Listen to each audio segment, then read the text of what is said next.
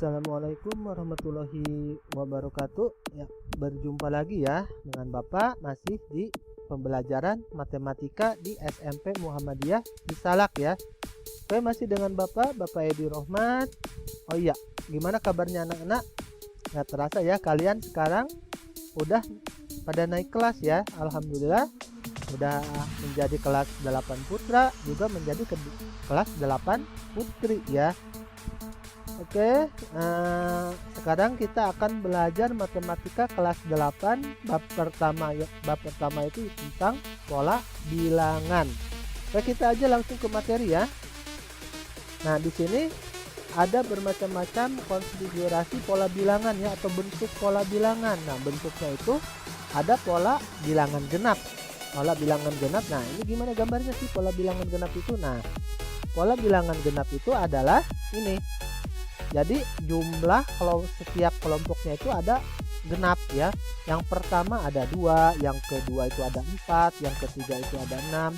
Nah, dari gambar-gambar ini, dari pola bilangan ini, maka kita dapat menyimpulkan bahwa pola konfigurasinya itu adalah 2n ya. 2n. Dari mana 2n? Nah, kita masukkan n-nya itu dari kelompok pertama, berarti n-nya 1, berarti 2 kali 1, 2. Benar kan? Jumlah kelompoknya itu ada 2. Atau kelompok yang keempat, berarti 2 kali n, 2 kali 4, 8. Benar nggak kelompok yang keempat itu ada 8? Ternyata benar. Nah, berikutnya adalah ke pola bilangan ganjil. Kita lihat, nah ini pola bilangan ganjil. Berarti pola bilangan ganjil itu adalah jumlah bilangannya itu berupa bilangan ganjil ya, yang kelompok pertama 1, kelompok kedua itu 3, kelompok ketiga itu adalah 5.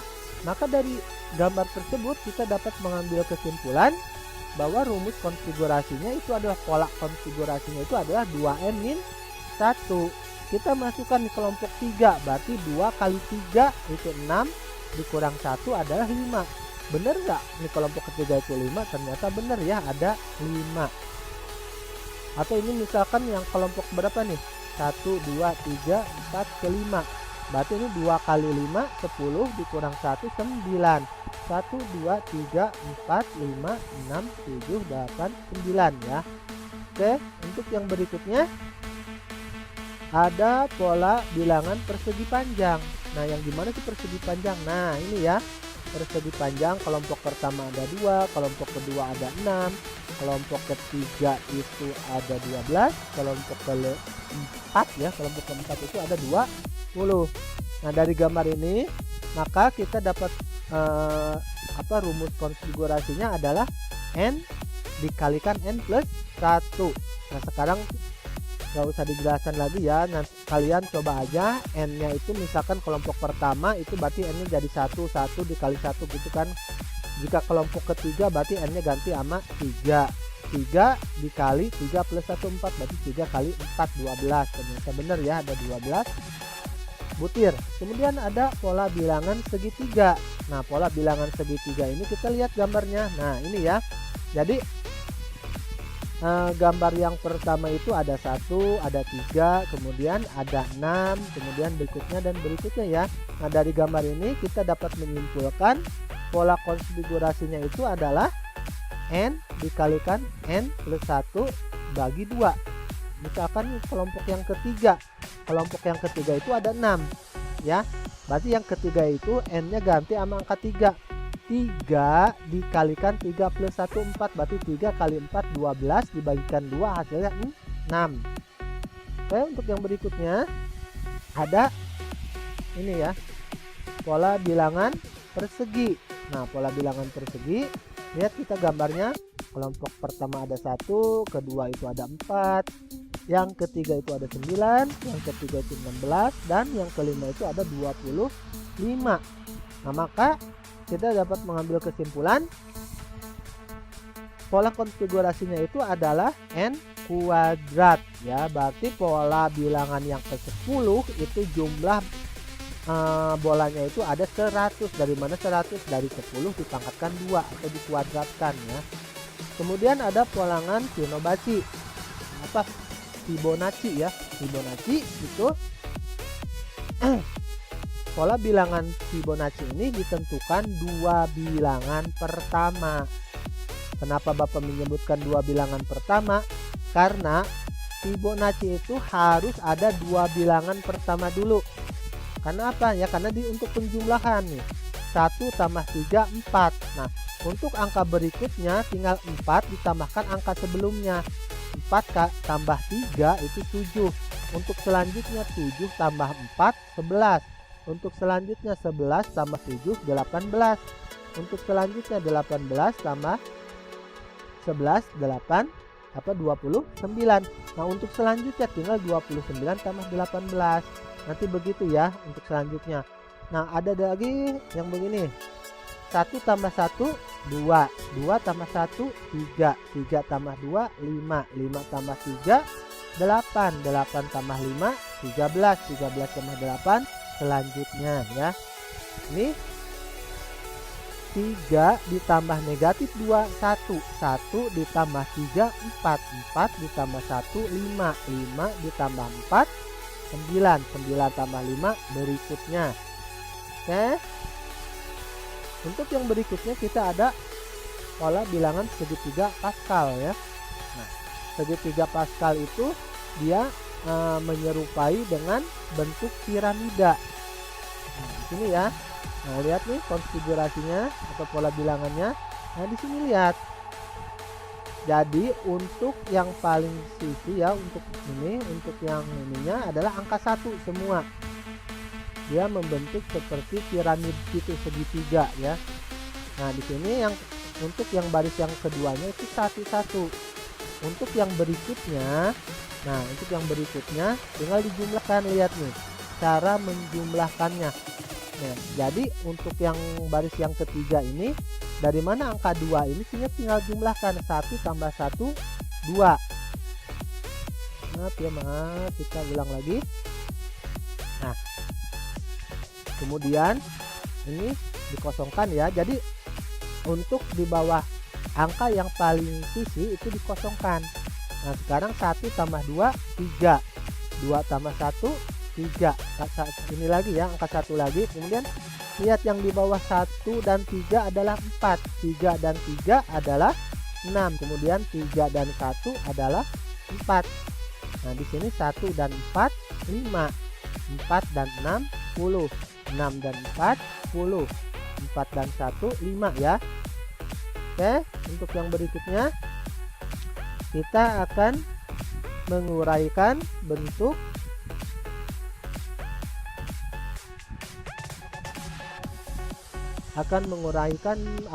perpangkatan dalam bentuk segitiga Pascal ya.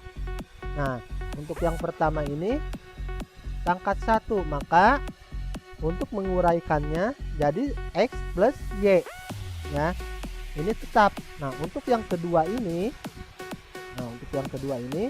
maka kita lihat ya. Nah, A ditambah B kemudian dikuadratkan. Nah, diuraikan jadi apa? Nah, kita menguraikannya jadi, lihat di sini koefisien dari sini, koefisiennya. Ini kita ambil dari sini 1. Nah, ini angka 1 berarti jadi di sini ya 1. Kemudian 2 itu di variabel yang ke kelompok kedua. Kemudian yang satu ini adalah di variabel yang ketiga. Oke. Nah, untuk yang berikutnya itu ini di pangkat 2 kita ambil dari angka yang kedua dari sini ya, atau ke angka yang kedua dari sisi. Nah, ini berarti kalau di sininya angka 3, di sini dari kedua dari sini angka 3 dan kedua dari sini angka 3, maka ini harus jadi pangkat 3.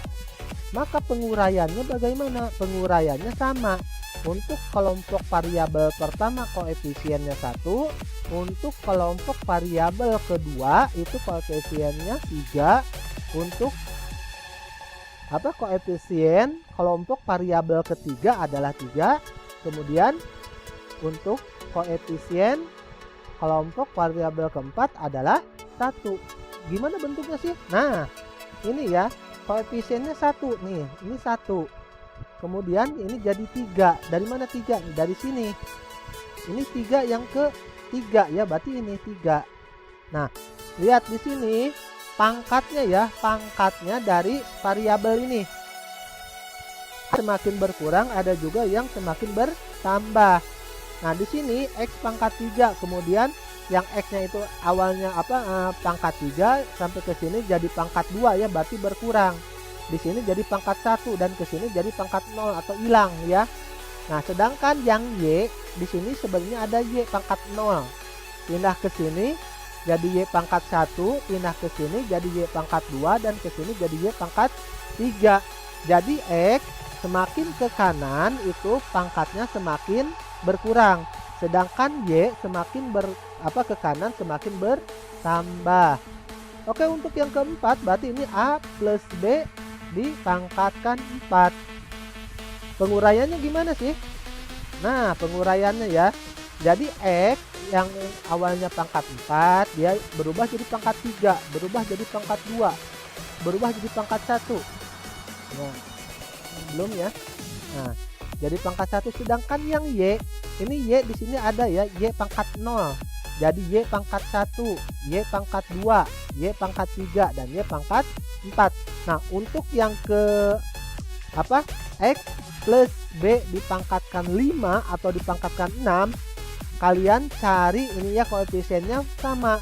Berarti di sini jadi 1 ya. Ini 1 di sini. Nah, untuk angka ini berikutnya berapa? Dari ini 1 tambah 4, 5. Yang di sini berapa? Dari 4 tambah 6, 10. Di sini berarti 10. Di sini berarti 5 ya. Oke, kemudian yang pangkat ininya, yang X itu semakin berkurang ke kanan dan Y semakin bertambah pangkatnya ya.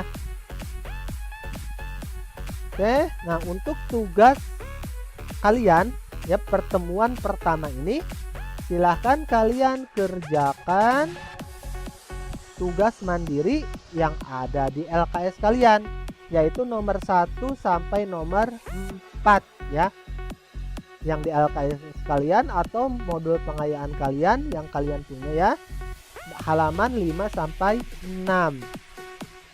Oke, jadi untuk jawabannya seperti biasa kalian kirimkan ke nomor Bapak ya, japri langsung ke nomor Bapak. Mudah-mudahan kelas 8 putra dan 8 putri ini pada mengirimkan tugas ya, karena untuk kelas 8 ini kalian harus lebih rajin karena kalian udah mendekati ke kelas 9 untuk kelulusan. Oke, sekian dari Bapak ucapkan terima kasih. Tetap semangat kalian belajar di rumahnya ya, tetap jaga kesehatan. Oke, akhir wakalam. Wassalamualaikum warahmatullahi wabarakatuh.